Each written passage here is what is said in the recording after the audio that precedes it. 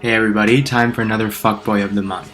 So this one is an interesting one because it's a guy I actually never met in person, nevertheless still a fuckboy, right? So why not talk about him?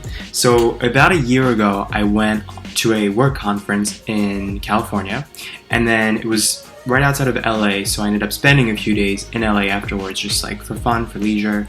And typically when I travel, I don't use dating apps because I'm not looking to date anybody across the country or whatever, right? So it would be silly to do that. But because I, at the time, was thinking about moving to LA and perhaps starting a life there, I just wanted to scope out the scene, just kind of swiping away on the Tinder.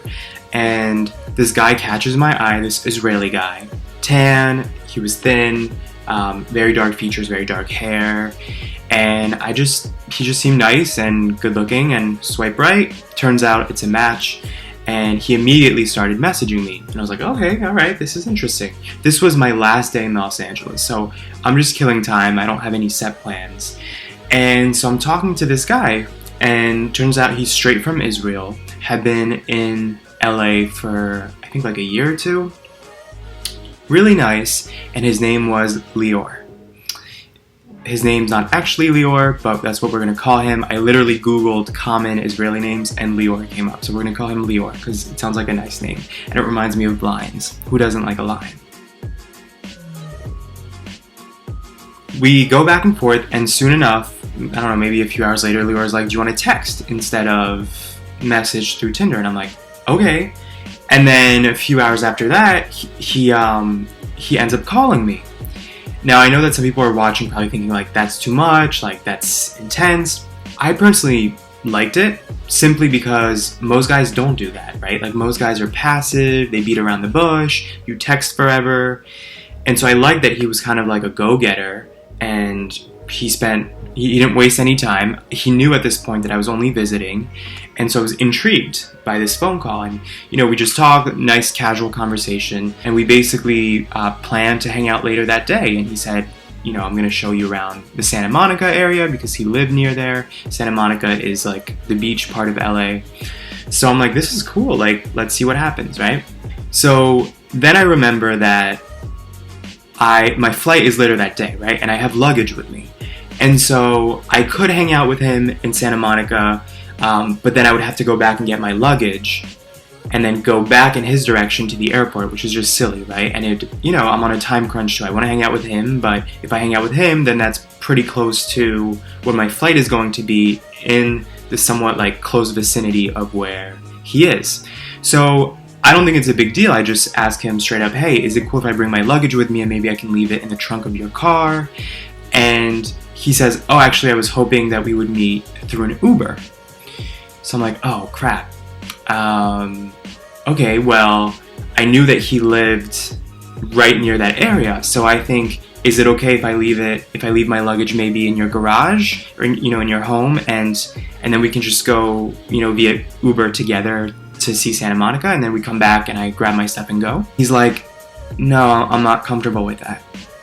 So then, I get self-conscious. I'm like, did I do the wrong thing? Did I say the wrong thing? And I kind of play it back, and I'm like, was this like a weird request? I mean, it's not, I guess, ideal, but it's just luggage, and we've been talking for hours. We texted, we spoke on the phone, like, anybody can be crazy, but I hope that I left like a good impression, right? And he doesn't offer a solution. He's just like, no, I don't feel comfortable with that. So I'm like, okay, ...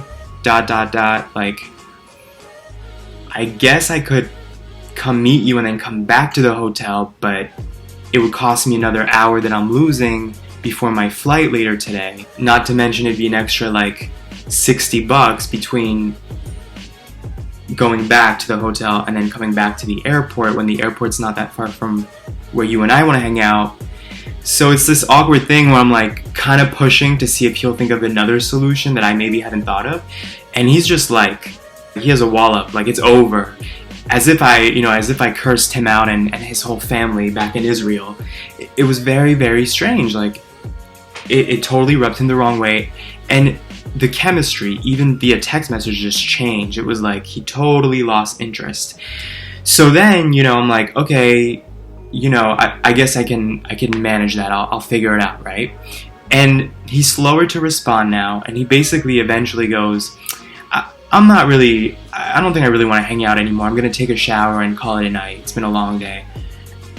And so I'm so confused. I'm like, what did I do? Did I say the wrong thing? And he responds again with like, nah, I just, maybe next time. So, now I'm in my feelings because I'm like, am I crazy? Did I do the wrong thing? And then I think, okay, he's Israeli. So, Israelis are very, military intense because they're surrounded by countries that don't like them. So maybe the thought of luggage from a stranger, he's like, what's this guy's deal? Like, is this guy gonna, rob me? Is this guy gonna do something crazy? Is there a bomb in the luggage? Now I'm totally going off into another direction. I ended up heading back to the airport early because I didn't end up having anything else to do. And at the airport, kind of hurt that this was my last moment in LA. This guy who seemed really cool and then just acting totally fucking strange and disappearing. And so I called my friend. My friend said something so valid, which is you don't know this other guy's story. It could be that he recently hung out with a guy who tried to shank him, and had knives in his suitcase. I mean, it sounds totally ridiculous, but you don't know people's stories, and that was the takeaway for me, that I always end up blaming myself and assuming that I did something because the situation or the evolution of the situation is just so strange that this guy called me and texted me and suddenly just loses interest after I mentioned something about a stupid fucking suitcase. Something I've noticed about men is that they're interested 1 second and then the next it's over. I will never know if the suitcase was the one thing you don't say to Lior. The world will never know.